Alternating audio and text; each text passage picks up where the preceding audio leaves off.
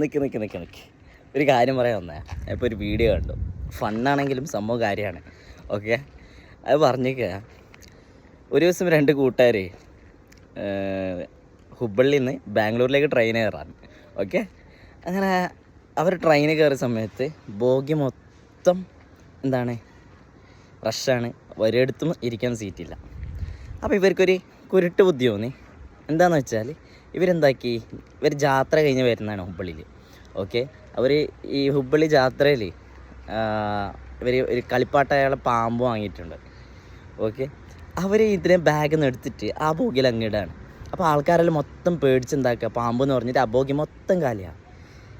ആ സമയത്ത് ഈ 2 കൂട്ടുകാർ ഇപ്പോൾ ബോഗി കാലിയാലേ ഇനി നമുക്ക് കടന്ന് ബാംഗ്ലൂർ പോകാമെന്ന് പറഞ്ഞിട്ട് അവർ കടന്നുറങ്ങുകയാണ്. ഓക്കെ, അങ്ങനെ ഉറങ്ങിയിട്ട് രാവിലെ എണീക്കുന്ന സമയത്ത് ഇവർ പുറത്തിങ്ങനെ നോക്കുന്ന സമയത്ത് കാണുന്നത് ഇതെവിടെയാ, ഹുബ്ബള്ളി തന്നെയാണല്ലോ എന്ന്. ഇവർ ടി ടിയെ വിളിച്ചിട്ട് ടി ടിയോട് ചോദിക്കുകയാണ്. ഓക്കെ, നമ്മൾ ബാംഗ്ലൂരിലേക്ക് ടിക്കറ്റ് എടുത്തിക്കാമല്ലോ, ട്രെയിൻ ഇതുവരെ വിട്ടില്ലേന്ന്.